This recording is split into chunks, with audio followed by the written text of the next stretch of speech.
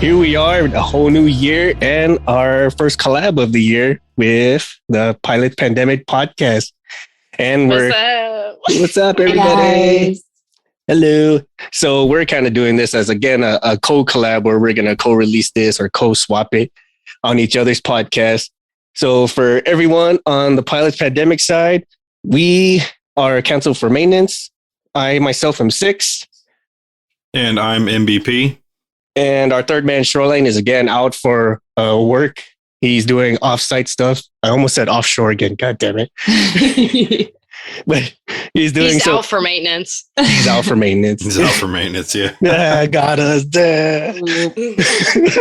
and we specifically talk about the life of aircraft mechanics and all the gritty underbelly stuff that ensues with that. And then for all our listeners, ladies with the Pilots Pandemic podcast.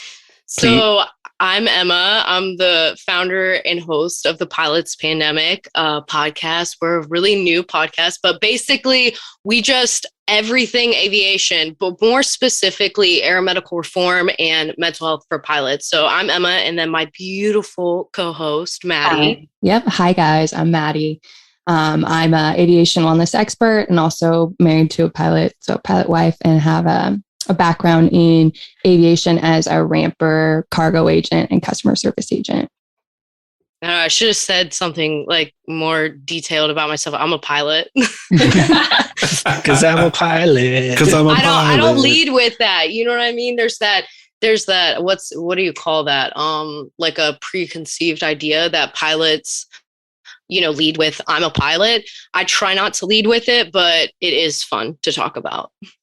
I'm going to mention a song to you. I'm not sure if you heard it. It's called I'm a Pilot. And the band is called Dos Gringos. They're a pair of Air Force pilots. I want to say they're Air Force pilots. No, they're aviation, Air Force mechanics. Oh, I believe. Okay. But definitely listen to one of their songs. It's called I'm a Pilot. It will make you laugh. I'll have to listen to it. It sounds like something that I would listen to before a flight lesson.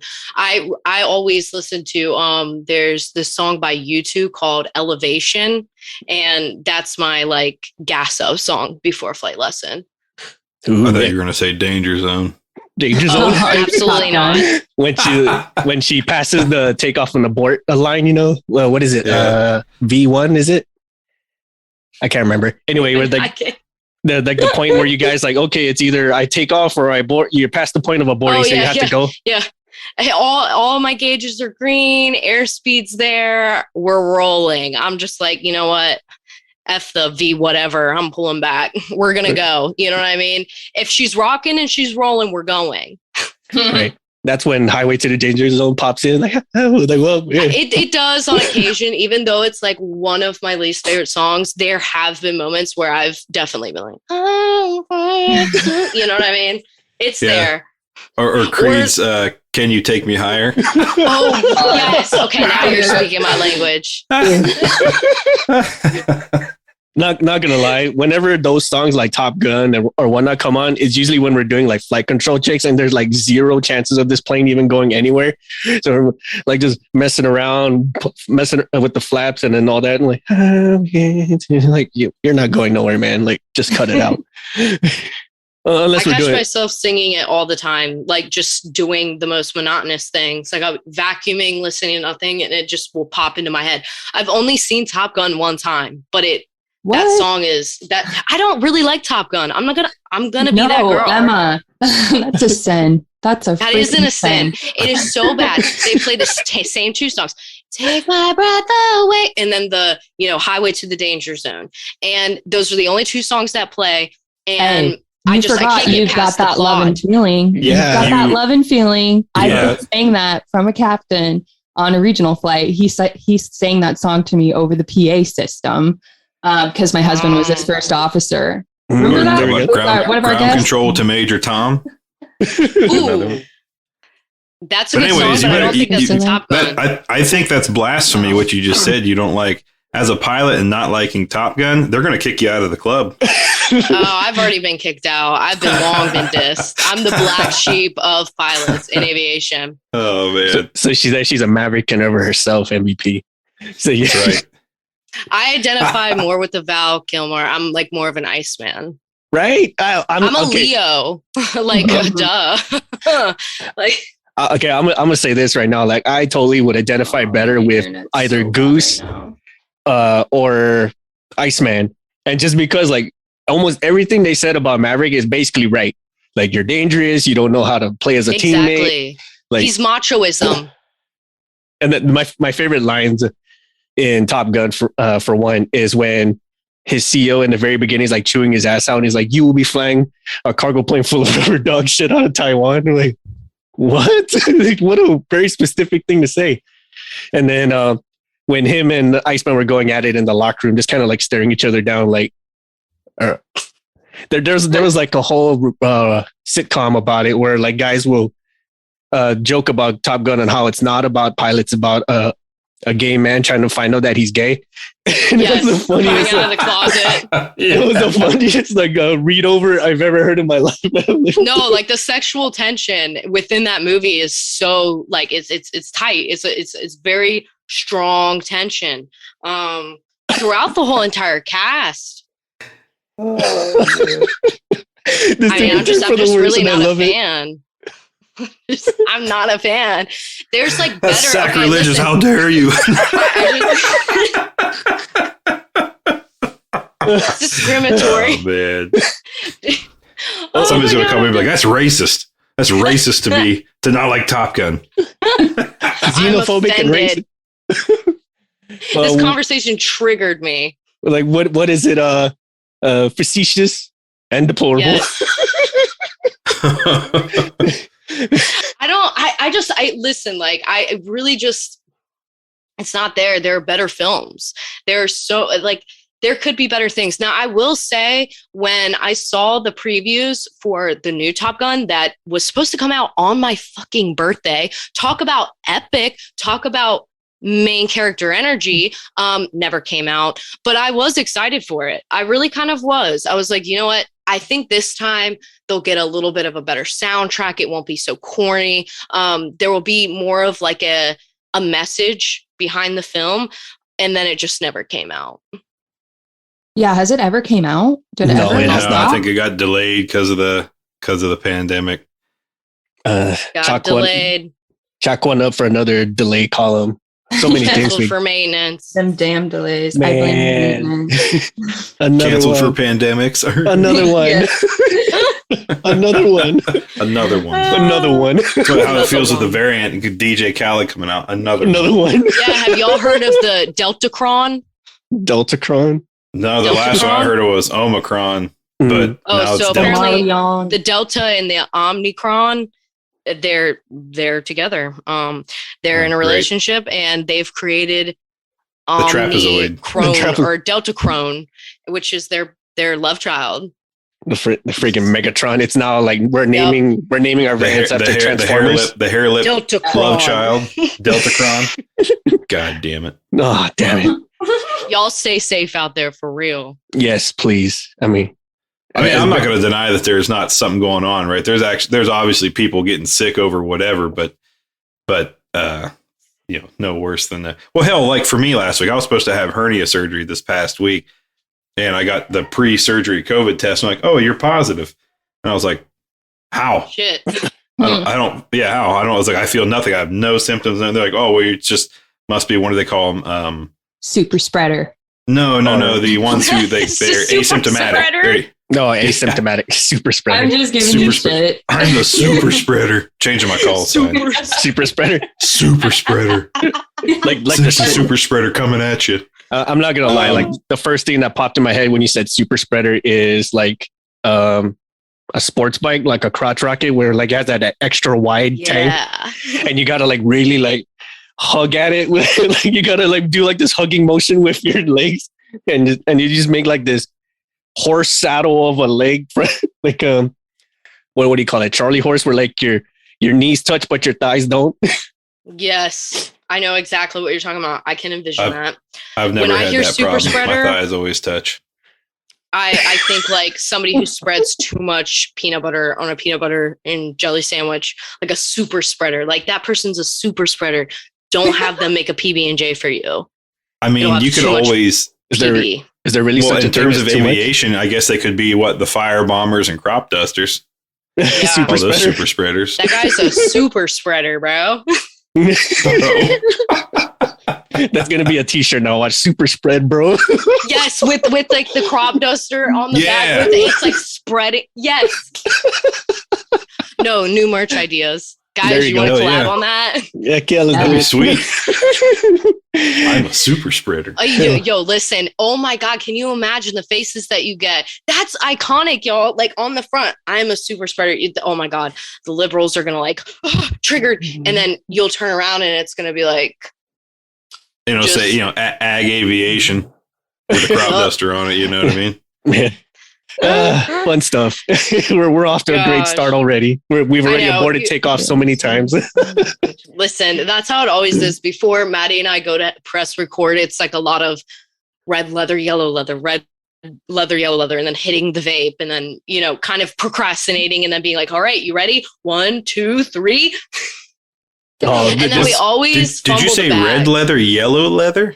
Yeah, red leather, yellow leather, red leather, yellow leather. That's what like the warm-up voice exercises? Mm-hmm. Yes, because I feel like I have a slight lisp that wasn't diagnosed, and sometimes I fumble on my words, or I get into these patterns where I'll just stutter and I'll stay on one word like the. So I don't know. That seems normal to me because if you had a lisp instead of super spreader, when super spreader, you didn't do that at all. So super spreader, secret shredder, what? Spraying the crops for insects and stuff. Exercise. I'm not gonna lie. When you say red leather, yellow leather, that's like more of a tongue twister to me than the Peter Piper rhyme. Really? I was thinking that she sells seashells. See, I can't even do that. See that too. I can nail that like easy. But when you were saying red leather, yellow leather, I'm like, holy shit, I cannot say that. See, I can't do the Sally. Is it Sally sells seashells? Sally sells seashells by the sea. Can't do that one. But I thought it was red leather, she yellow sells leather. Seashells because she and sea and that's what really just blows people's minds. Well, Nelly, we've established that we suck at tongue twisters. It's always the most illiterate or like speech epitomized people who decide to create a podcast. Me. Like we'll be reading from our little articles that we're reading off. And I mean, there are times when I'm like, okay, I need to go back to elementary school. I think it's just the shit talkers. The ones who like to talk shit are the ones who do podcasts. Yeah, raising my hand and stuff. Raising my hand high in the sky. Bad kids. Yeah, it's us. The class clowns. Yeah. Yeah. I totally got class clowns. We're attention seekers, guys. You know that, right? Oh, am I? Oh my God. I mean, really, we're all main character energy. We have this show. We're like putting ourselves on this platform. Look at us go. And that takes confidence.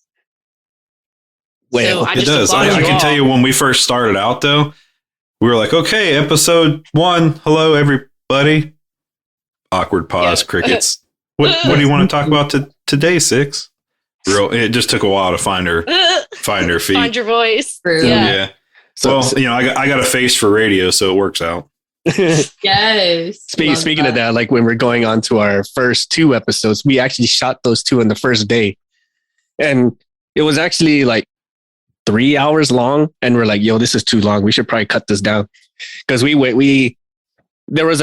was a definite divide as to what we were talking about. But when we recorded it, it was like, "What do we do? Like, oh, let's just start bullshitting." All right, and we just went off.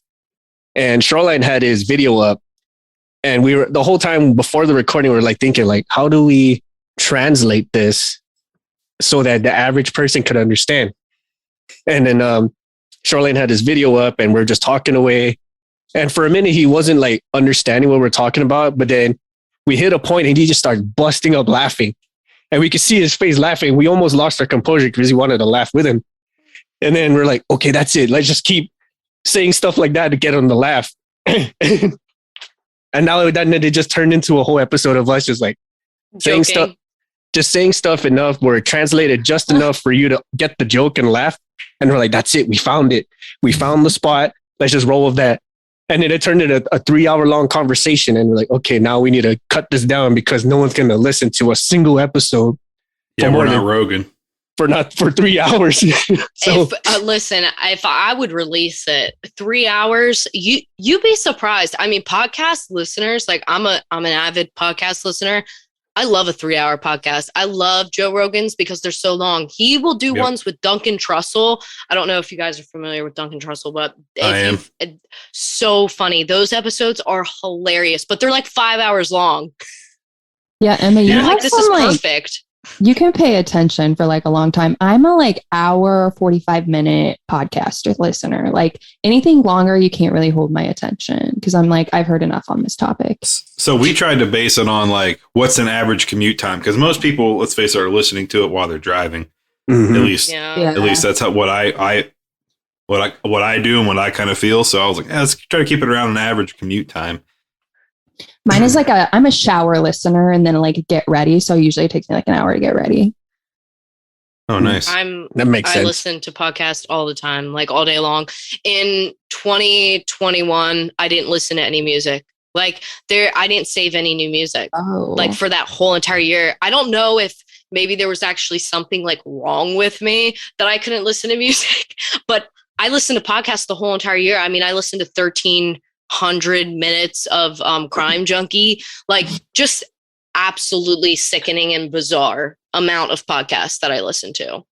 And I noticed that too, especially for people who are in high stress jobs. They like to listen to a lot of true crime or some serial killer shit, you know? Well, it's like when you're so overstimulated all the time, the last thing I want to do is get into my car and listen to something that's going to stimulate me even more. In the morning, it's great. Like when I need to get up and like get pumped up, I think music is great. But when I'm trying to relax, like later in the afternoon, absolutely not. Turn it off. And my boyfriend, it drives him insane because he'll try and play music while we're cooking. And I'm like, turn it down. I'm going to freak out. I'm like, it's too loud. It's too much. It's overstimulating. Turn it down. I'm like, if I have to listen to myself talk and everyone else talk all day long, the last thing I want to hear is music. I'm like, just shut it off. Shut it down. I want to listen to Crime Junkie. Yeah, so I'm kind of that way too. I mean, the music can be playing or whatever, but I want it at a low tone. Like I want the house to be kind of quiet. And with 3 kids, it's kind of difficult to do. Now, if it's just me and the kids at home, you know, they're most of the time pretty quiet. But when the wife's around and stuff like that, and then they're all chattering back and forth, and then I'm just like, all right, we got to like reel it in a little bit. We don't have to turn the TV up to volume 80 because you guys can't talk quieter. You know what I mean? No, literally. It's like when you're watching a movie with somebody and they won't stop talking. And then there's that one person that keeps turning the TV up louder and louder and louder. And you're like, shut up. Like, just everyone be quiet. Right. That's what, like, it was happening. I was watching Jim Gaffigan's most recent stand-up on Netflix last night. And the same thing, started playing it, and then somebody would start talking, and then somebody else would respond, and it would get louder and louder, and then they come and ask me questions, and I refused to turn up the TV, so I just hit pause, and I was like, all right, everybody, say what you have to say, ask me the questions you want to ask, and then go away, disperse, leave me alone, I don't want to see you. Because I was like, I'm not going to turn the volume. Wife's like, well, just turn up the TV volume line. I'm like, I'm not, it's already at 32, I'm not turning it up to 45. So you guys can continue screaming at each other whilst having a normal conversation. You know what I mean? I don't. Right. I'm afraid of that day. Like I don't know what I'm gonna do. I get overstimulated by the sounds that my dog and my 2 cats make, and I'm like, what am I gonna do when I start conceiving? Like there's no chance for me. I don't know what I'm gonna do. I'm gonna have to walk around with like eye blinders and freaking earmuffs because if I see any amount of mess or anything, I'm going to come completely unglued. This is why I don't have kids. You'll be surprised. You'll be surprised at how subconsciously you'll change a little bit when you do have kids, right? Because I'm still one of those like, oh my God, there's stuff everywhere. What are we doing? And over time, you know, you teach the kids and they start cleaning up after themselves or whatever, but you'd be surprised at like what I call selective hearing, or how you can go tone deaf to certain noises. Right. You know what I mean? Like, and you don't even realize that you're doing it, and then somebody else will come to the house like, can you not hear that? And I'm like, huh? Oh no, I just totally blocking that frequency out of my brain. You know, it also helps that being around engines so long, part of your hearing is already fried. That's so true, like I'm deaf. Yeah, So you can't hear shit anyways. talking to my good ear. Like, say what now?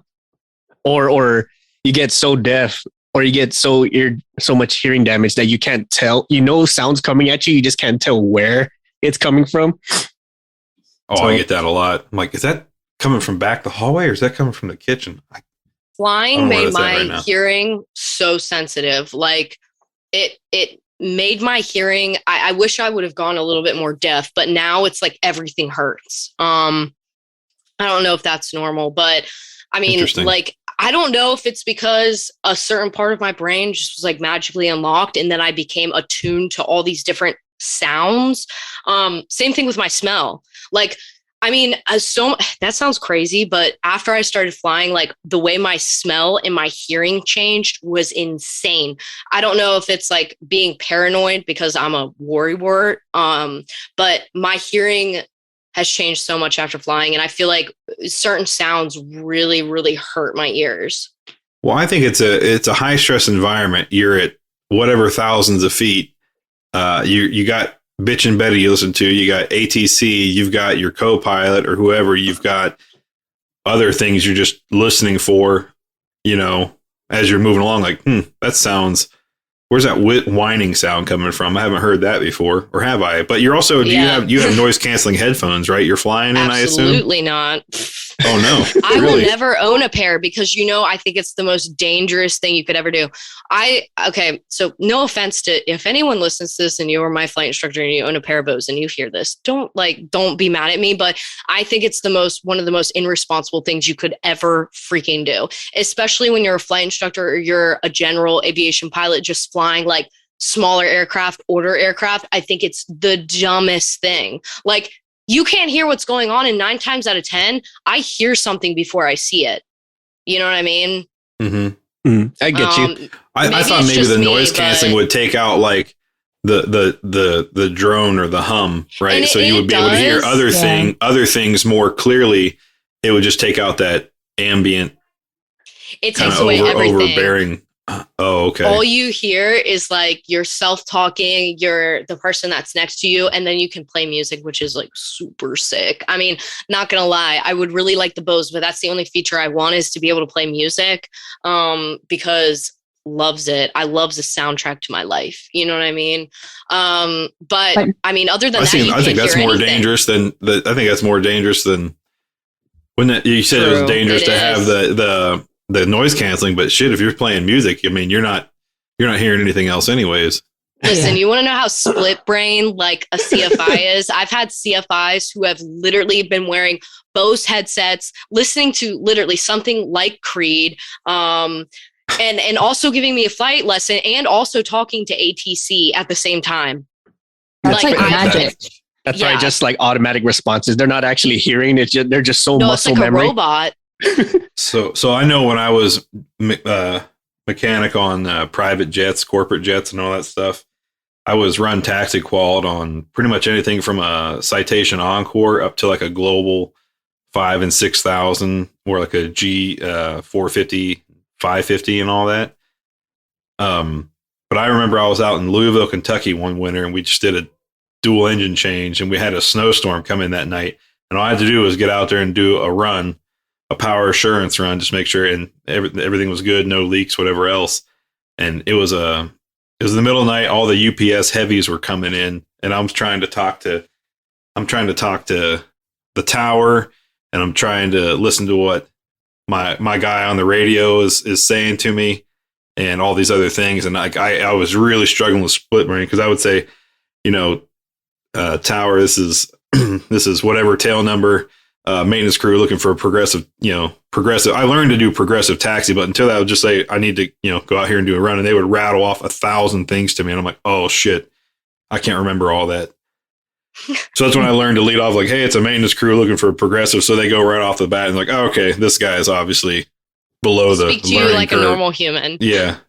And so the one girl there in Louisville that was working towers, she was really good. And she was like, okay, move here now, turn left next, turn right next, and then we were in the snow and it was hard for me to see the markers and everything else because it was a really bad snowstorm. But that was a high anxiety moment. But yeah, I know what you mean about being split brain because as a maintainer, I am not. I'm definitely not. And I think to answer yours about your hearing and such getting so enhanced, I believe that's like an adrenaline thing. Like health experts, please like correct me if I'm wrong, but I want to say that's an adrenaline thing because MVP and myself have felt this where like your adrenaline is so spiked, like everything minus what you're seeing is just dead. It doesn't exist. But everything within your field of vision is like, I can see dust like manifesting out of nothing, like just blooming out into existence. You can see the realm. You can see the matrix. Yes. And then like most sounds, like you just tune it out. Like you, like the sound of your engine going, the sound of your propeller, like just chopping wind as it's flying. It's like deaf to you. But as soon as like you hear like a beep, a whistle, a clunk, even it's like the loudest sound you'll ever hear in your life. And it just like rattles your skull. I'm like, what is going on right now? Red alert, press the red button. We're out of here. And I mean, dude, it's sick. Like I do the same thing in my car. That's funny. That is pretty funny. So I'm the type of guy that has to turn the volume down to make sure I'm going the right direction. So you turn the volume down so you can see better. Yep. That's exactly what I do. Yeah, go ahead. No, go for it. I was gonna say like people laugh, but that's a thing, like because when this going back to the split brain thing, where like if you turn down the music or you turn down the volume, you're now allotting more of that to your sight, and it's just funny like how like some like they can really compartmentalize that so well, but most of us, especially being so high strung, like being on the ramp, being on the line, being in an airplane, it's like you got to mind so many things, and then turning off one less thing makes your concentration just that much better. Yeah, that reminds me of like when you're driving and then you see a cop in the rear view, you're like, I turn my fucking music off. Like I can't drive right if music is on. Like that's literally what I do. I am the best citizen ever. Like go past me. 2 hands on 10 and 12. I'm good. 10 and 12 listening to gospel hymns, not gangster rap. Nothing to see over here in my NPR. Toyota Tercel. Yeah. NPR. No, dead ass. I'll never forget. I got pulled recently, and I haven't been pulled much, but I got pulled for like the 3rd time since I've had my license, and I got out of like a whole ticket because I was a pilot. Nice. There it is. I've never ever in my life like been able to use that card, but the officer came up to my window, and I have like old Piedmont plates from Piedmont, US Air, American, you know how it all goes, but Piedmont, old Piedmont plates. He's like, you fly for Piedmont? I'm like, no, this is my dad's car. He's like, oh, cool. That's cool. Your dad fly for Piedmont? Yeah, but like, I'm a pilot. And then, I mean, immediately, I don't even know why he pulled me over. Like, I don't know why he pulled me over because we just talked about aviation. So if you ever get pulled over and, you've got little licenses on you, hey, whip one out. You might get out of it. He might be in aviation and like, he might be into it. I'm going to be completely honest. When you say, I don't know why he pulled me over, this flashes me back to Super Troopers, where they would just like start fucking with people that they pulled over. And I could see myself doing that. I totally 100% see myself doing that. And that's probably why I'm not a cop, because I would fuck with people way too many times than I should have. Like, yeah, just pulling people over for no freaking reason, just to have a conversation. I would do that. Right. Or I'll do like the cat game. Like, listen, meow. Did you just say meow? Like, did I just say meow? And my partner on the other side just laughing his ass off. Dude, oh my gosh. So ladies, well, especially Emma, since you mentioned the heresy that is not watching Top Gun more than once, what did inspire you to get into the aviation community and or be a pilot?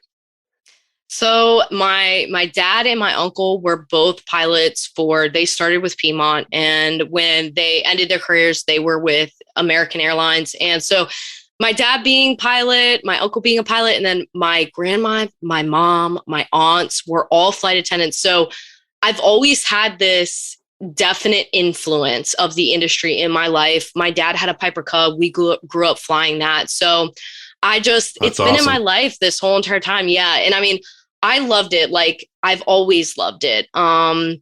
It took me a while to gain the confidence to actually pursue getting my private pilot's license and really becoming a pilot. My dad tried so many times. He was like, I soloed when I was 16. You're going to do the same.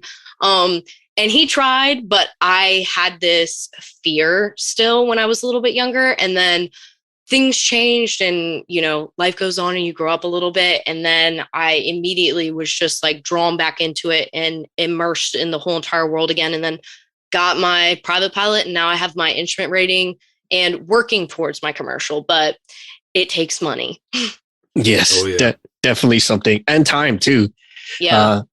Because I know so many occasions where MVP and I, where we just really want to get these students up and out, because the sooner you finish your lessons, the sooner we can like shut this all down, the sooner we can like put it in your logbook.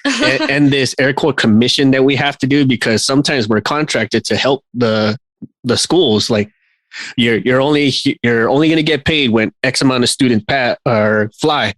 So things like mechanics, things like weather, things like students not passing the written prior to the flight or whatever, it just like, it drains it down. And it's like, well, there goes another day of not doing shit.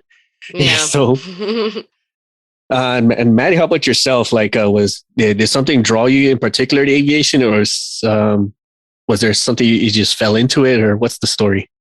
So my background in aviation kind of started with my dad. He was a pilot and he actually passed away flying plane in Juneau. But prior to his passing, which is only like 8 months prior, I got into the aviation industry as a ramper because of him, because he had like an LOA. He was a ramper at a regional airport.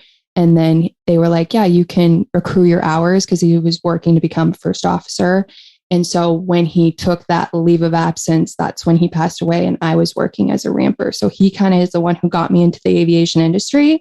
And in the beginning, I wasn't really like in love with aviation. I just thought it was like a fun job, because I'm someone who needs a lot of different tasks to do. And once I learn something, I kind of get bored by it. So that's really what I loved about being at a small airport, because you had to do all the different jobs. You weren't just outside and you weren't just inside. You did everything. And then that's how I met my husband.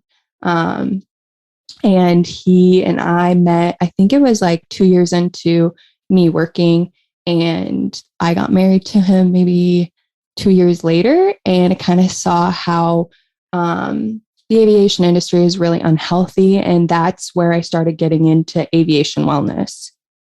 Sounds good. And especially like to start out with something as heavy as your father passing away. I mean, God rest him. But it's for some people that I know of, when something heavy like that happens, that's like, I'm done. Like, I'm not doing nothing with planes. I'm not doing nothing with this, because it took something so dear to me that I just don't want to see it ever again. And I've also seen others, like in your case, for instance, like, well, this was heavy and I don't want this to happen to somebody else. So what can I do to pay tribute to what happened to that, and then ensure like something else carries over where some people don't have to experience this, or it can be prevented to a certain degree. Yeah, I got really lucky with when my dad passed away, since he was on that leave of absence from his job as a ramper. I filled his position. So I got to work with his coworkers. And I think that went such a long way in me like feeling like I had this support system, because they all knew my dad. So they'd always tell me stories about him and what he was like working with. And he was just, my dad was so silly. He was a lot of fun. He told all those dirty dad jokes. And I always wondered where he got it from. And then once I got into the av industry, I was like, oh, this is why he is the way that he is. we can vouch for that. Yeah. That's one thing you talk about, the aviation health, but that's a subject that doesn't get talked about a lot. at all. In fact, at least from my time in the field. So it's cool. You're taking steps to try to help those who are affected, and then make it a known subject, or make it at least a subject worth talking about. Because I think at least for most maintainers, it's one of those, just put your head down and grind through it, and wash it all down with copious amounts of alcohol and caffeine and nicotine. Especially the nicotine. Oh my God, man. Like I was not such a heavy smoker until I got into the AV industry, and I was chain smoking like it was cool. It was like I was like a train pretty much. Like I would just burn through packs.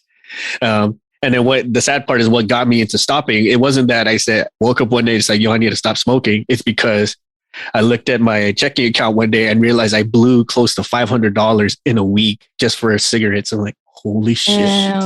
Damn. Like, yeah, I need to slow it down, friend. Me with my jewel pods.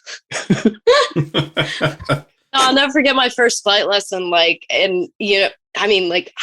vaped, but I'll never forget my first flight lesson when we're up there and I'm chilling with the CFI. We're going on across country, and he's pulls out the vape.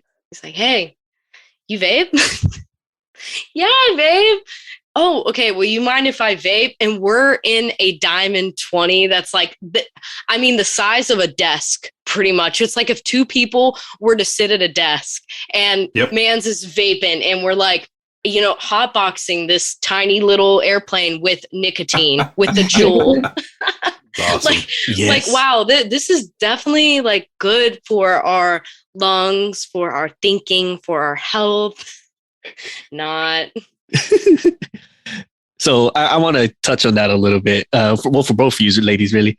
Emma, as a pilot, was there any sort of challenges or any extra special or stigmatic challenges that you had to encounter upon being a pilot or chasing a career in aviation?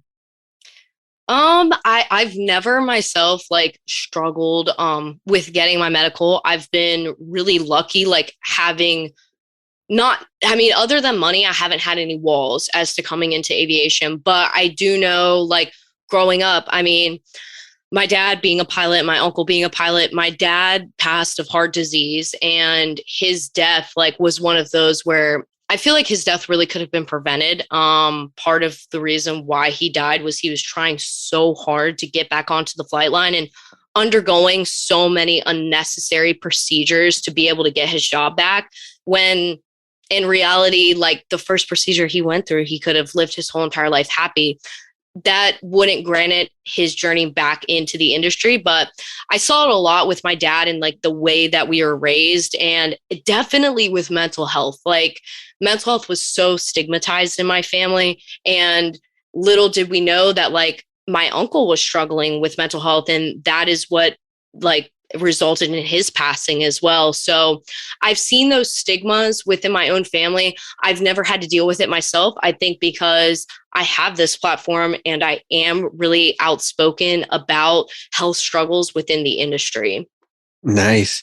And I've noticed this, especially with people struggling, the ones who criticize you the most are normally people who are the most close to you. It's it takes this extra translation barrier to really explain what they're going through. Because whenever you bring up something to family, the first thing they say, oh, you're just being the dramatic one of the bunch, or you're just taking things too seriously, or whatever.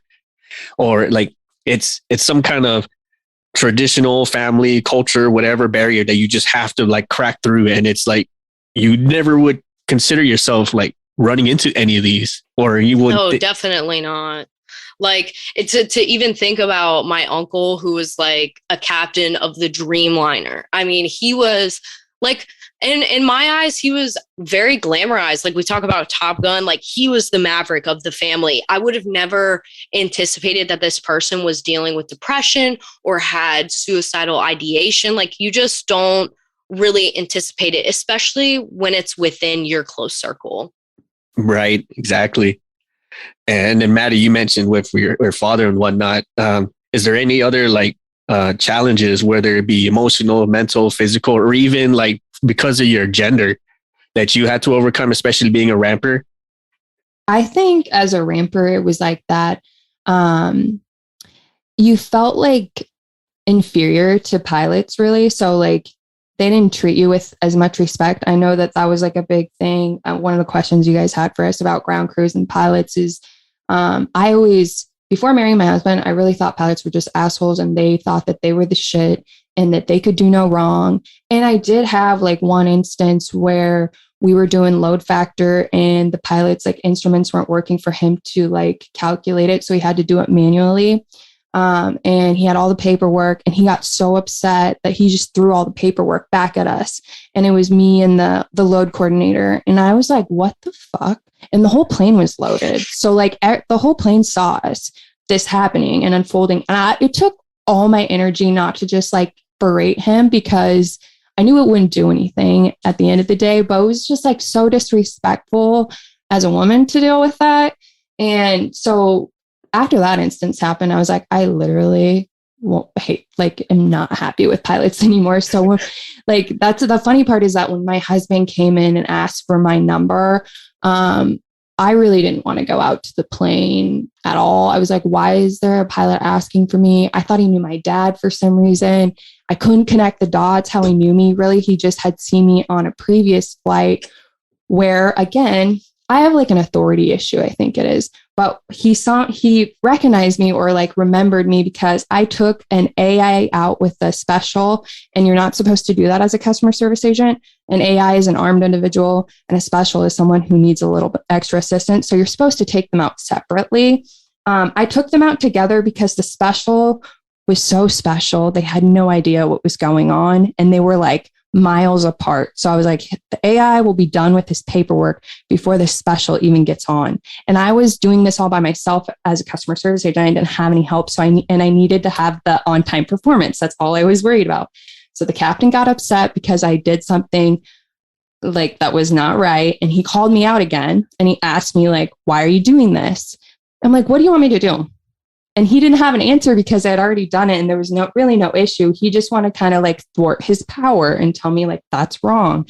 And so my husband was like, I like this girl. She's got attitude. So I think it's just like, as a ramper, you kind of feel like everyone has a little more power over you. And especially as a woman, they just don't think you're that smart because you don't have to have a degree to be a ramper. And that is kind of the hard part when you're in positions where typically a man does the job and you're a woman doing it. There can be that power differential and men tend to question you more. Yes, we definitely felt that on-time performance. So there's so many times MVP and we can go on this whole different episode about on-time performance and the anxiety that induces.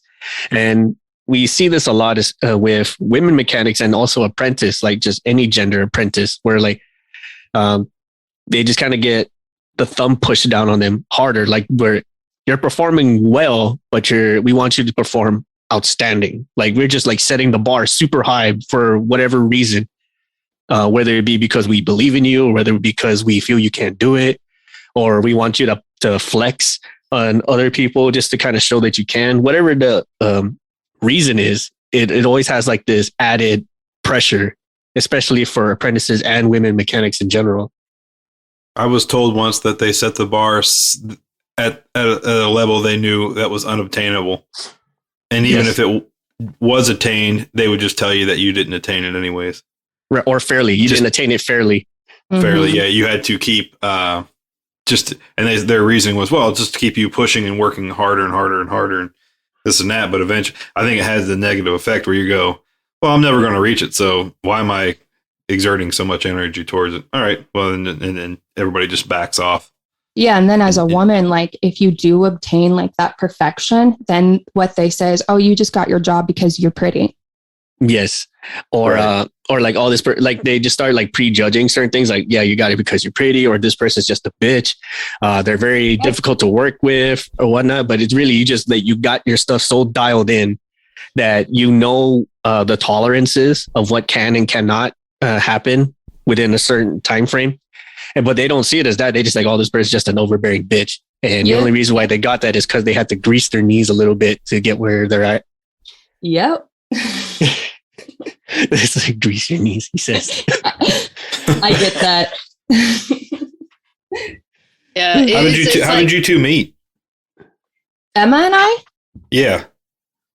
Emma, you want to tell that story? You want to tell them? Okay, so like at the beginning of 2021, I had started the podcast and I had started the petition for air medical reform. And I just along the way, like got linked up with so many incredible people. And because of that, like my beehive, as I call it, like just my web of people began to get larger and larger and larger. And then I eventually was introduced to Maddie and I brought her on the show and I loved her chemistry. I love the way she has a voice for speaking. Maddie, you have like a great podcast voice. And when I first brought you on, Maddie, I don't think you were really like, you knew about the subject, but you weren't as like keyed in as you are now. And then after I had Maddie on the podcast, I saw her just advocating her ass off for air medical reform. And I was like, okay, this is a person I need on my team. And I had taken a little bit of a hiatus because I was working towards my IFR rating. And as you guys both know, a podcast is very much like a labor of love. And when you're one person doing it, it's like, to think about having something for yourself and only you to talk about for at least an hour every single week is hard. So I took a little bit of a break. And then when I came back into it, I knew that I wanted to co-host. And I had talked to a few people, but pilots are extremely hesitant to talk about this. Like, there are not a lot of people, it doesn't matter if you're a pilot or not. There are not a lot of people who are willing to have an open discussion about the FAA's policies regarding mental health or just physical health in general. And seeing Maddie out there, like just pushing on the message, I was like, okay, this is who I want on my team. I have to have her on my team. So I reached out to her and we had been in contact. And I was like, hey, like, how would you feel about coming on to the Pilots Pandemic and being a part of the Pilots Pandemic? And yeah, so that's really how it came to be. And honestly, I don't know where the hell I'd be without this chick. Like, queen, bow down. Yes, queen. Yes. Thank you. Yeah. That's kind of how MVP and I met. Well, we worked together in the same office, going through the exact same bullshit together. And I remember one of the main conversations we had, we were talking about some task that just had to get done. And for some reason or another, some hip hop music came into our heads. And we just started like just pinballing it around, just bullshitting some random shit. And that was like the last phrase I remember. We were just like, doing like that, what do you call it? That faded dance gesture, whatever it is. I don't know what the actual name is, but we're just doing that shit. We're like, yes, queen. Jesus Christ. And then our bosses just walks in like, what the fuck is wrong with these two? Were you guys dabbing? Is that what you're talking about? I have no idea no, it wasn't dabbing. It was it was kind of like where you lean back and you look to the ceiling and you just kind of like wave around like an inflatable tube man. Some call that gyrating. Yeah. Because I'm being all stupid. I'm like, what the fuck? Like, what the fuck is wrong with these two?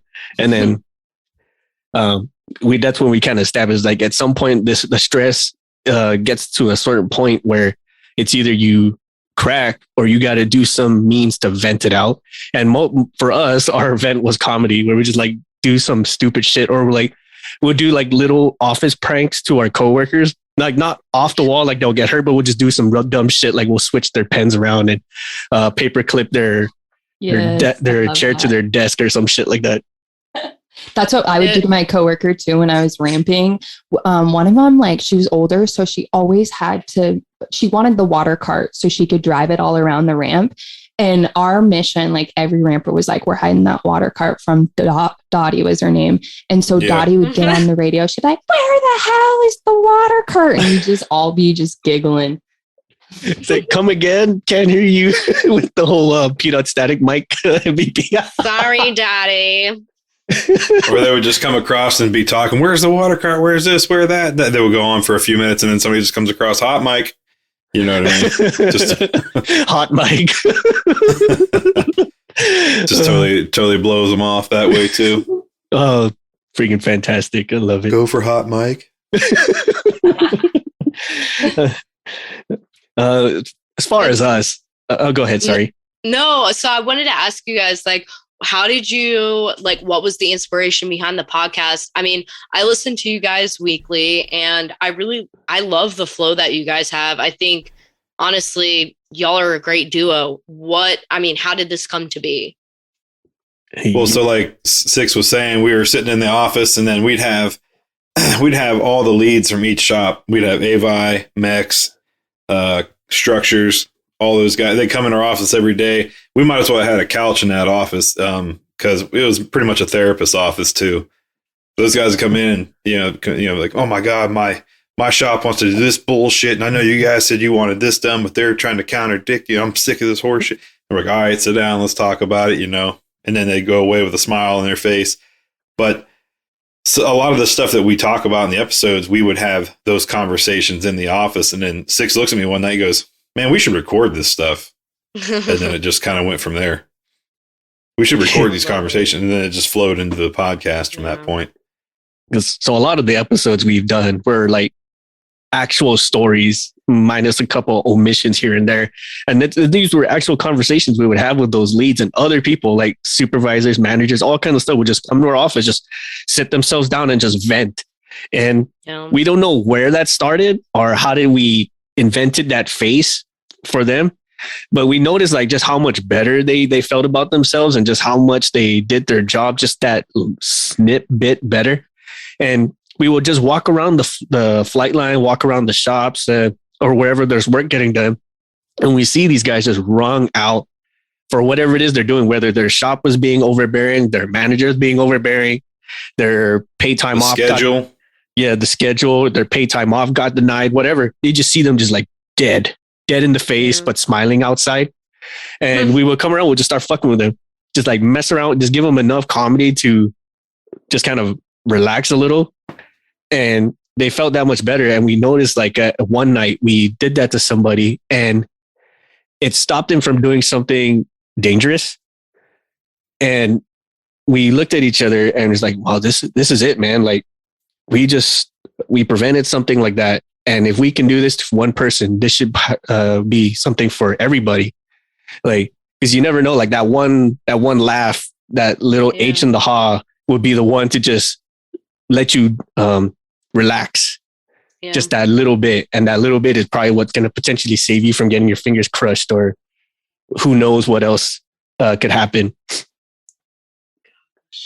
I didn't even think about that. Like, it's awesome that you guys come from it as sort of a background where you're like, okay, well, if this can potentially help someone be better or make the right decision, then that's what we're going to do. And we're going to instill it through comedy, which is the best medicine. Yeah. And we try to go through it with comedy and sometimes, it might even be to the point where they're like, what's going on? Man, I keep asking my supervisor if they can look up this information for me or whatever else. And I get no response. And they just tell me they don't have the bandwidth to deal with it and this and that. And like, I'm over it. And I'm like, all right, stand by. And so then I'll come back like an hour later, I'll call them on the phone and I'm like, hey, here's that information you're looking for. I was like, now you can quit being a little bitch. You know what I mean? And get back to work. But do it that way. Like I helped them out and got them what they want and also talked a little shit and made them laugh in the process. So they were, it's good to go after that. That was a big pet peeve of myself, all three of us really on the show, is we don't like hearing a problem without a proposed solution. Right. And that's one thing that we try to do ourselves. Like if we're going to present a problem, we need to at least have some form of a solution worked out, whether it's like a theoretical solution, something that can actually get accomplished, or just like, let's just add something to the brainstorm pile. Like maybe this is something you've never heard before and we'll actually work it out. Like, this is what we propose to do, or this is what we feel can get done. And 9 times out of 10, they'll just blow us out, tell us we're a bunch of clowns and shit. But, it's one thing we've always hated, especially on working nights on the line, is someone would just come screaming into the control hub or wherever the shop leads office is. And they go, oh my God, the toilet won't flush. I'm like, well, did you try to unclog it? No, did you call facilities? Yeah. Like, no, I'm just here to tell you that the toilet won't flush. Like, cool. Everyone needs their rubber duck. That's an actual story, though. That's a true story. They came in one night and they're like, "Hey, the bathroom and hanger, so and so, toilet stuffed up." Oh, all right. Well, did you? Yeah, like Six said, did you try to unclog it? Did you let know facilities? Like, no, I just I went and told my lead, and my lead told me to come tell you. Okay, well, we're not facilities in here. We're maintenance control for the hangars and the flight lines. So, for the aircraft specifically, call facilities up and let them know. No, I did what I was told to do. It's your problem now. Literally, that's the answer we got. What the fuck? God damn it!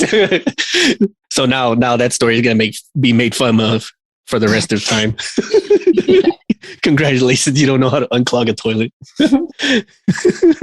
Like my worst nightmare. Oh God. Who wants to deal with a messy toilet? Not me. Oh, I mean, from some of our listeners where they talk about lav stories. Ugh. Oh God. I will deal with a home clogged toilet from logs that either myself or some family member it just won't go down. I would rather deal with that than for some blue juice that who knows how long it's been there and who knows how many people have been throwing their loads in or throwing their contributions into it. Like, I had a coworker dump Collab on her face, so she had the whole spray down. It was bad. No, done. Oh God. She was only like 4'5", so it went on top of her head. No. Yes, like I will be the first to admit that I will MEL that lav every fucking time. Waiver for days. Like, well, the lav won't flush. Suck it up, man. I'm sorry. Here's a Ziploc bag. Figure it out. What's the work order? We got a maintenance checklist. We got outboard tire needs changed. Okay. We got a troubleshoot whatever component, and we got frozen lav. Like MEL that last one, and I'll take care of the rest. It's like, well, it's just gonna get frozen again when he goes up to altitude, right? That's fine. It'll be fine. It'll be all right. Just defer it to Depot. Intermission over.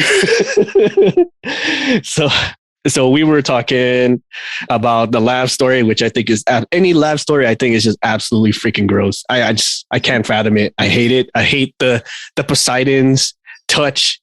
No. Poseidon's kiss. Get it right. Poseidon's kiss. Oh my God. You should have seen this one gift this one listener sent us. It's like literally like the toilet, like it splashes up and turns into like a face of Poseidon, and he like puckers his lips and just like gets you right where the ass crack is, and then he tickles you a little bit and then goes back to the toilet. Oh my God. It's just disgusting, man. I'm like, where do you find this? Fucking internet, man. I love it. The internet's a magical place. Reddit. Reddit. I was just about to say, Maddie, like the internet or Reddit? So I haven't been on Reddit before, so I'm going to get on there, I guess. Oh, Reddit is where we get everything.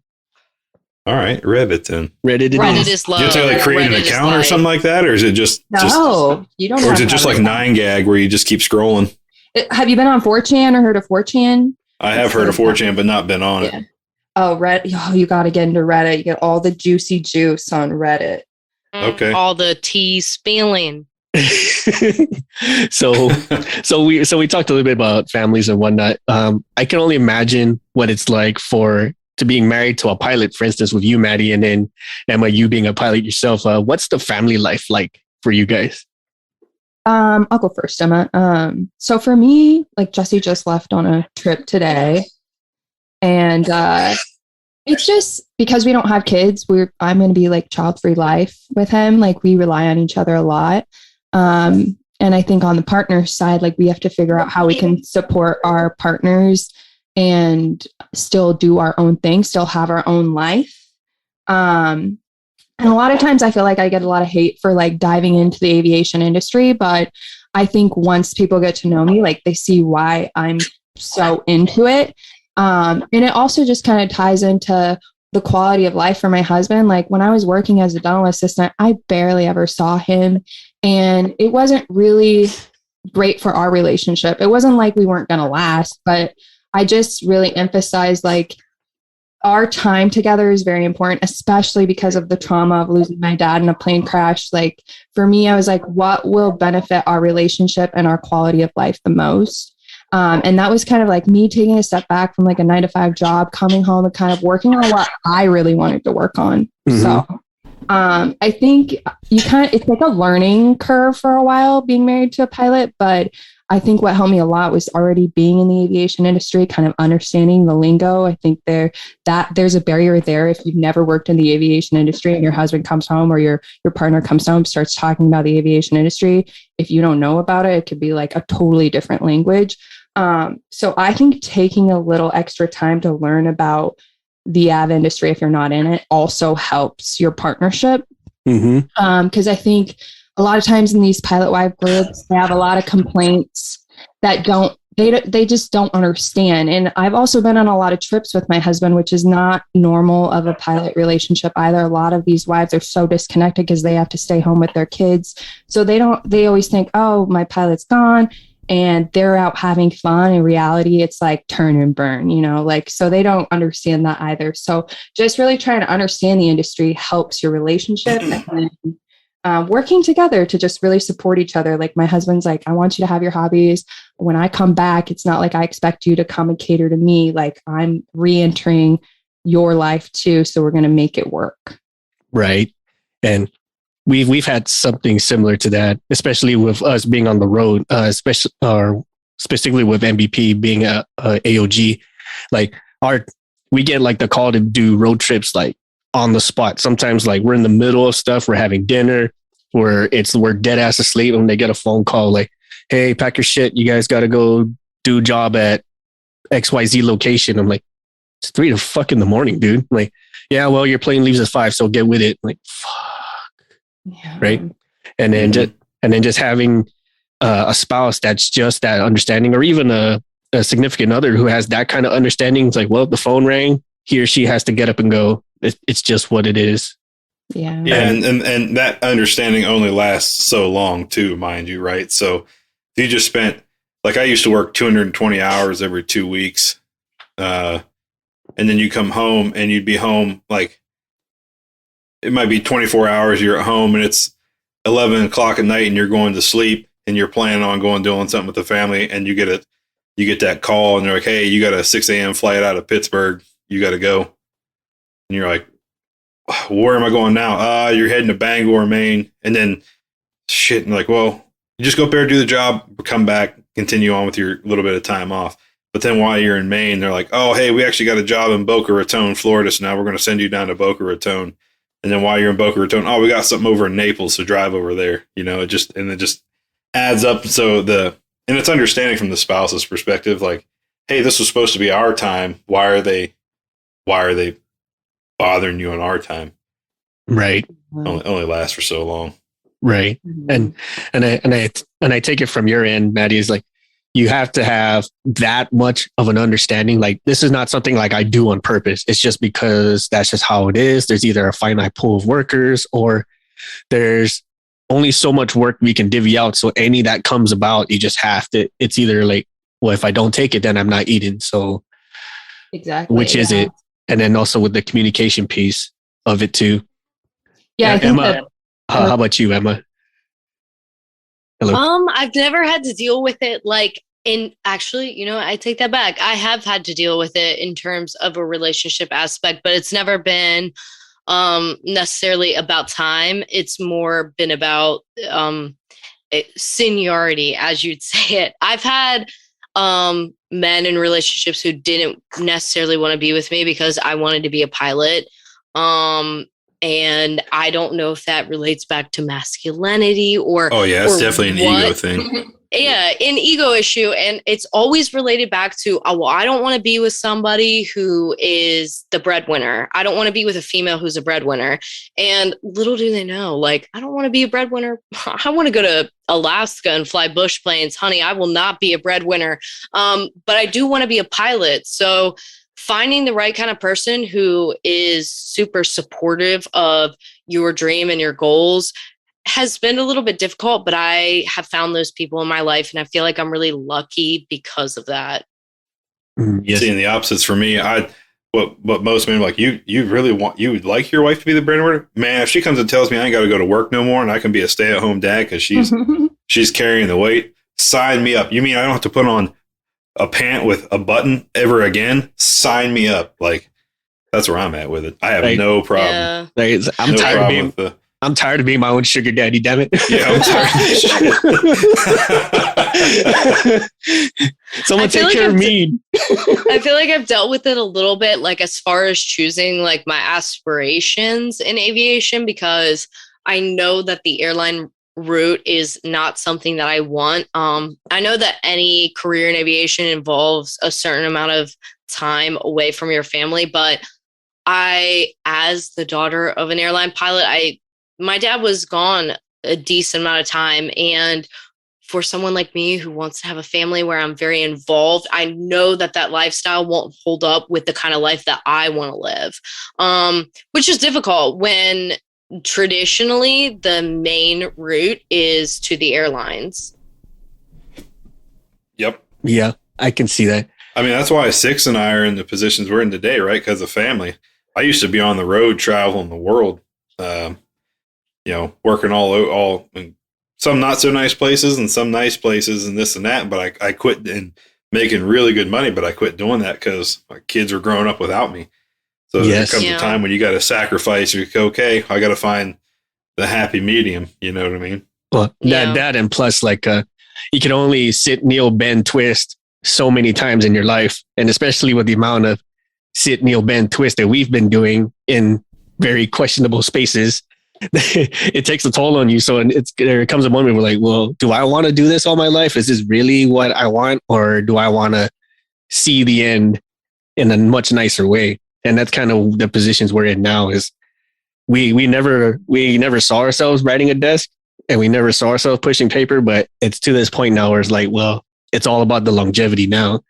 And there's some individuals who can just run and gun and bend, sit, kneel, twist all day long into the grave. And kudos to them. I really appreciate those who do it. But yeah, they got better genetics than me though. Yeah. But it only lasts so long, like they're not going to be like that forever. Absolutely. And I don't want to see where that end point is before I can't do nothing about it. So here I am doing yoga. Here I am stretching in the morning. Yeah. But it's so good that like me and Emma talk about that all the time, being younger and realizing like quality of life really matters and pushing that longevity factor. Like your life is going to be so much happier than you like working yourself to death. Right. And we all know this, especially in the aviation industry. Like if you let yourself be available to be worked to death, you will be. Oh yeah. The company will use you like a tool. Oh yeah. Oh yes. Like might as well put a barcode on yourself and wait for someone to check you out. Cause that's right. And that's one of the things I was able to change here to New Year for my team. We were working, we're working 5 days a week, oftentimes OT during the week, and then always guaranteed there's OT for the weekend that people are going to have to come in for. And everybody's just getting burned out and whatever else. So I was actually able to change our schedules around a little bit to have, 4 10s and during the week and then a 3-12 weekend crew to cover those other events, giving everybody an extra day or even 2 days off during the week. It's easier for me to do that than it would be to give them all X amount of pay raises, right? Because the company's going to go, we're not shelling out no extra money. Yes. As base pay. But if I can give them extra time off, I think everybody agrees time away from work is almost more valuable. Yes. Yeah. I can say that because mentally wise, mentally. Mm-hmm. So speaking of that, I mentioned yoga and stretching. Like what other stuff do you ladies do to, how do you say? Decompress. Yes, that's it. I am like a huge advocate of movement. I was a personal trainer before I started I trained at a gym, and then I got into making an app for cabin crew to move. And so, yeah. I had that for about 2 years, just so cabin crew would work out just for 30 minutes in their hotel room. Like I used really minimal equipment, but I for me, like in my mental health, if I don't move, I am so much grumpier. I have way higher anxiety.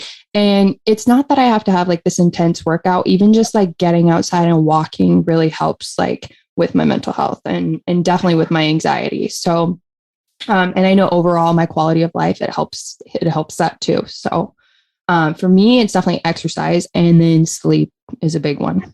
Oh, sleep. That's something that coveted sleep. Yes. I took way too much advantage of sleep as a kid. How about yourself, Emma? Like, what are some ways that you use to decompress?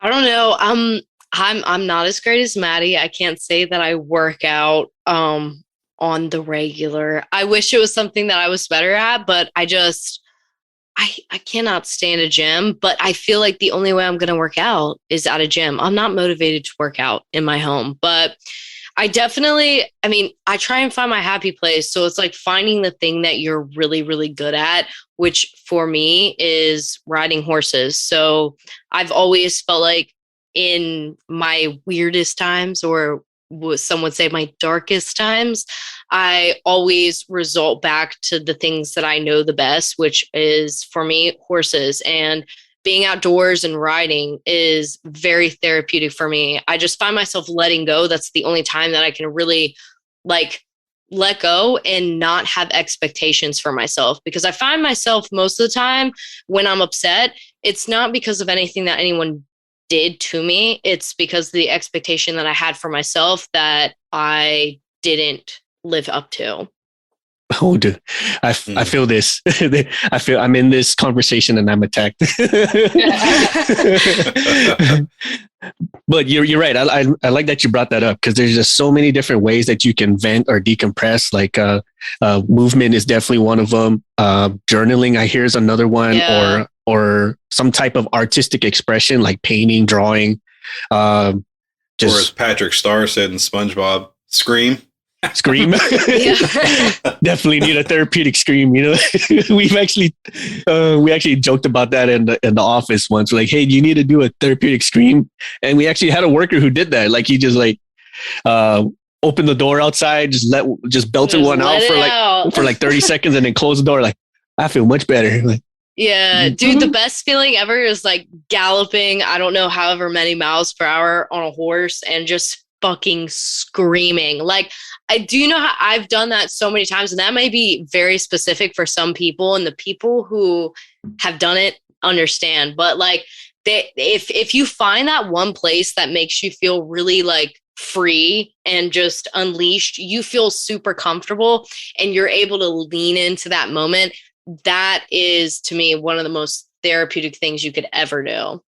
Absolutely. I mean, I haven't done a therapeutic scream myself in a long while. And usually when I do it, people think I'm about to fight somebody, and that just increases more anxiety on other sections. But I understand the feeling. I totally get it. Yeah, no, it's like, that is my moment. Like, just being able to let loose like that. Because like, I set so many expectations for myself. I feel like I am my biggest critic. So being able to put myself in an environment where I'm able to let walls down for myself. I don't create walls for other people. I create walls for myself. So finding that environment where I can let down those walls and be myself and express myself in the way that I want without feeling those pressures is the most therapeutic for me. It's been the most beneficial for me, which in particular has been horseback riding and getting back to what I know the best. I totally understand and I get it. I could also say with the expectations thing, that's felt across the board, I think, in regards to aviation as a whole, because pilots, you guys are expected to know so much in such a little bit of time, like zero tolerance for mistakes. Likewise for the rampers and the customer service agents, which you have experience in, Maddie, like you just have to wrap off like knowledge, like instant, like why is my flight delayed? You just got to give them like this laundry list of issues that just somehow like triggers their brain to just not ask you anymore. Yeah. I feel like everyone here, like, sorry, Maddie, but I have to say this because everyone sitting here having this conversation, we're all expected to have a certain amount of perfection. Like me as a pilot, I'm supposed to do my certain amount of things to have that flight be successful. As far as maintenance is supposed to do their thing to make things be successful, which y'all have an incredible amount of responsibility. And then with rampers, like we all have this immense expectation to be perfect, because if we don't behave perfectly, I mean, think about what would happen. Yes. I feel especially for like the air crew that's actually in the plane as it's flying, because there's no escape. Like once you're in there, you have to put the face, you have to keep with it. And there's really no break besides like that however many moments of rest in the crew area for however long, and then you're back to it. I remember this one story where I think this was during our domestic violence episode, where this flight attendant had to deal with a customer who just like decided it was the funniest thing in the world to pull his pants down and just start beating off with kids and shit next to him. And then the flight attendant had to deal with it. Like, what the fuck, dude? Like, pull your fucking pants back up. And then you would, in a normal environment, they'll just escort him out of the building or have a cop or whatever deal with him. But you're on a plane. There's nowhere to go. Like, well, there he is. Instead of seat 46, now he's in seat 106. He's still on the damn plane, probably about to go beat off again. Yep. So I especially feel that for the ones who have to deal with customers, because that's probably like the most I'd say, what do you say? Strict. Aggravating. The most aggravating, the most strict expectations of you. And you have like zero room for error, because if you say something a certain way, or it reflects on the company. Yes. Mm-hmm. Yes. I mean, well, us as mechanics, we have some form of customer service, but most of our customers are like high and by. And whenever something goes wrong, they typically don't blame us, which is kind of a nice thing. Yeah. I think the worst customers for me were either delays or cancellations, or if you lost someone's freaking bag. Like, I have been berated for not knowing where someone's bag is. I was like, look, guys, your bag's probably going to come on the next flight. And they were just like, I can't believe you don't know where my bag is. And I'm like, there is no way for me to know where it's at. I didn't work at the last airport. I work at this airport. Exactly. I don't know what the people at the last airport did, so I can't vouch for that. Right. Like, unless like you got like a Find My Phone feature on your bag that somehow works transcontinental, you know? But your bag always comes. Like, that's the thing that I try to tell people is like, you know what? Your bag may be lost, but I promise you it will come at some point. Like, it's not lost. Right. Put all your essentials in your carry-on. Just say. Shouldn't have checked your damn bag. That's what I want to say. Right. Yeah, why are you checking bags? What kind of shit are you bringing on this trip? You're here for 2 days. Right. Yep. I question you. TSA over here, this one, right? This person right here, please. Oh, man. Yeah, it's difficult. And like you said, the expectation of it, especially self-perceived expectations, and then what others perceive of you. Yeah, that can definitely put some pressure down on you. And in some of the ways we mentioned how to decompress, whether artistically, movement wise, whatever inventive thing that just makes you feel like you're not bound to your responsibilities as much. Yeah. Is definitely a thing.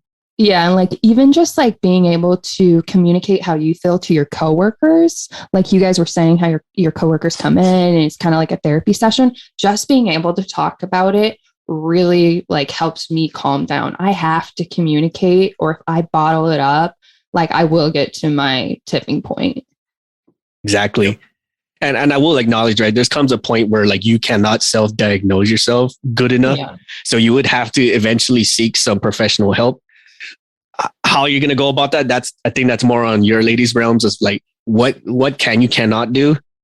And I would say for every listener here, definitely go check these ladies out as to how you can, because we all know there's going to be a tipping point, and no one likes seeing a shrink or a therapist, a psychologist, any kind of medical. I thought you were about to say a terrorist. I was like, oh my God. No. Stop it. But the good thing about, I think, today's society, especially after the last couple of years of this whole pandemic thing, the stigma behind seeking professional help for your mental health and whatever else that's kind of gone away, right? It's the conversations of mental health are definitely more open. There's a lot more people talking about it and shedding light on it. So I think those stigmas are slowly being removed from definitely. And from there is, but there isn't at the same time. I definitely think there is a culture of younger people who are starting to talk about it more, but there still is a hush hush, especially amongst pilots, where you feel like, okay, well, anything that I say is going to be held against me. But I'm grateful that the conversation is becoming more prevalent because of the current time. Yes, right. Most definitely. I get what you're saying, though. It's still there when you say, like, hey, how's things? What are you doing? Just sitting around the lunch break room, whatever, talking. Oh, I decided seeing a therapist last week. Oh, why?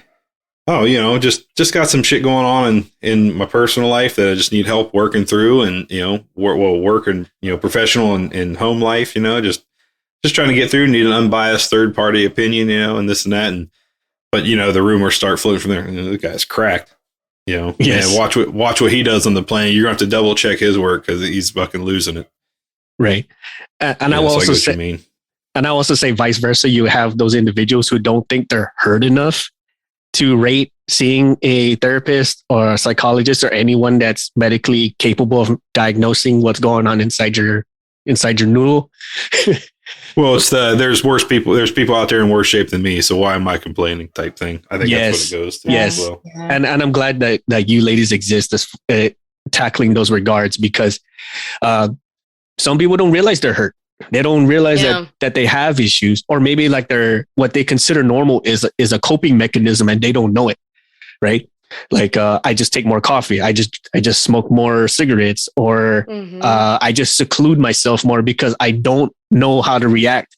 And then other people see that as like, well, he's just being closed off-ish because he's an asshole, or they're just going through, air quotes, some things, and that could be a trend for the unhealthy. And I'm glad that there's ladies like you who actually tackle that hard subject in all facets of it, because heck, am I hurt? Am I? Yeah. It definitely opens up the conversation to kind of ask yourself, are you feeling okay? Because depending on who you are, how you were raised, what kind of culture you live day to day, some people aren't asking themselves that question. And it is kind of a layered question. If you really truly ask yourself, are you feeling okay? And I think that's really what our platform is about, is just starting that conversation. Like, hey, are you okay? If not, that is okay. It's okay to not feel okay. Most definitely. That puts it so well. I love that. So I got one more question for you ladies, and feel free to tangent off of this. So, since you mentioned that's what your platform is going to be, I can kind of piecemeal the puzzle together as to what drove you to stand on this platform. But what would you like to see happen because of your platform? What's one of your main goals for this? Do you want to answer that, Maddie? Or do you want me to answer? I can start and then you can end if I didn't touch on anything. But I think our main goal, because Emma started the Pilots Pandemic petition, it's almost at 8,000 signatures, is to make actual reform from the FAA's point of view. And there's a lot of different views of how to change mental health in aviation. But one of the things that I've realized is that if you leave it up to the company to help their workforce, they're not necessarily obligated to do it. And we see that with just the HIMSS program for alcoholic pilots. Not all companies have that program because it's not mandated by the FAA to do so. So over on the west side, the airline that my husband works for, they don't have none of the pilots will use the HIMSS program because they don't it's not through the union. So they don't trust the company to actually be in their favor. So in my opinion, that is why we need it at a governmental level to change at a federal level. But there's definitely within that pilot group, like everyone has their own personal opinion. And sometimes I even think pilots, like they're their own worst enemy sometimes. Like they want reform in some way, but then they end up voting against it in their own way too. So that's the difficult part. But like, yeah, our main thing is to actually change it at a congressional level. That's awesome. I mean, I'd love to get that change on a congressional level. That's definitely one of our like all-time goals. Like if we're working towards a huge goal, that's our big goal. And I think on top of that, it's just creating a conversation. I know, like I've touched on within my own family, there really wasn't a conversation about this. And there was a lot of fear and stigma behind seeking help. And I know there are a few studies on aversion to seeking healthcare in pilots, but it's really about creating that conversation and making pilots aware of like, okay, if this is, you have to take this route. Like I watched my father prolong a condition that could have been treated for a very long time.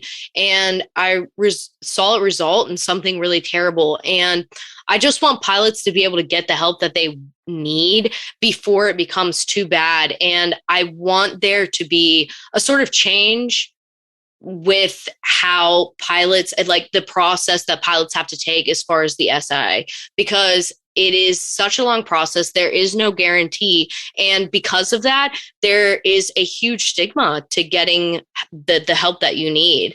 And if there wasn't that stigma, pilots would go and get the help that they need. I mean, it feels very complicated, but in the same sense, it is very simple. I mean, I'm not a scientist. I'm not a doctor. I don't know what exactly we need to change to help that process, but I know a couple of ideas that we could put in place to make the process a little bit simpler, aka hiring a few more people at the FAA to make the paperwork and the process run a little bit smoother and have the turnover rate be a little bit quicker. Yeah, I can totally understand. I can feel it. And we're not savvy with how everything works federally. And we're just hoping that the changes that need to happen do occur and it prevents more unnecessary damages or lives being lost. That's kind of similar to what we do here on Cancel for Maintenance. Is like, besides just giving you that moment's relief, we're kind of setting the tone. Like, here's some things that you can see wrong with with yourself and with what you're around, and this is how you can kind of change it culturally for yourself and those around you. Because like all things, change is slow, and 99% of people are very, very abrasive to change, especially when they're set in their ways of how they can do things, how they feel can get done, or how they can just snake by and not do things. But it definitely starts with like that, with starting the conversation for one. And it definitely starts with like seeing where the gaps are. And sometimes the gaps are in places that you will make a lot of enemies for. So that's definitely something that we all as a whole need to start having and start looking into, most assuredly. Yeah, we have a lot of these checklists for pilots that are like the I'm safe checklist and the PAVE checklist that you're supposed to assess yourself. And there's one of them that always hit home for me, which is external pressures. And I've always asked myself, what does that mean? And I really want pilots and people in aviation really ask yourself, what does that mean, external pressures? And if those external pressures exceed your comfortability limit, even if that's even a word, then you need to take steps to reevaluate how you can be more comfortable. I know for me, I mean, just taking a step back and a breather, like there are days when I've made a flight lesson and I've woke up that morning and I've just not felt up to it. And there's been this pressure of like, oh, you have to go, you have to full send, you got to go to that flight lesson. And I haven't felt up to it. And I went to that flight lesson and I didn't perform the way that I wanted to. And I spent my time, my own money doing something that I feel like if I would have just said, hey, I'm not feeling it today, and taken that break, come back to it, I would have had a much more productive outcome. Absolutely. And I think that's the same with all of us, all throughout the aviation industry. For us as mechanics, it's not, no one really cares until it starts affecting productivity. But at that point, you've already passed the threshold, and now you're just going to have to like, well, it's either I hope I don't crush myself or I hope I don't fuck something up so significantly. So it's definitely, I would say we can adopt that for all across the board. Like, hey, like what are your external pressures? Most definitely. Yeah. So and go ahead. Sorry. No, go ahead. I mean, I just wanted to ask, like if there was somebody who is listening to this right now, like as far as our audience, I know myself, I've been really interested in the maintenance side of things. If there was somebody who was curious about entering this segment of the industry, what would be some advice that you would give them? Get your A&P license, but get as many licenses as you can while you're in school. I know, at least for me, I went and got the bare minimum requirements and went to the workforce right away because I had to start making money. But if you can swing it to where you can just stay in school and get your the FCC along with your A&P and get some other accreditations along in there, if you can get an EASA license as well. Just try to get it all done at one time. It'll open so many more doors for you, and it'll just benefit you once you hit the field. I would also say like don't be afraid to ask questions. Like, it may sound stupid, and others might give you shit about it. I'm not gonna lie. I've been both the receiver and the sender for questions like that. But it definitely pays more to ask questions, even if it sounds so insignificant or whatnot. And don't be afraid to pick people's brains, because you never know when that situation might come up again. You never know when that person might just leave the industry altogether. And we've kind of seen this where some individuals have transitioned to do other things because they just couldn't sit, kneel, bend, twist anymore, or they're just not with the industry anymore for whatever reason.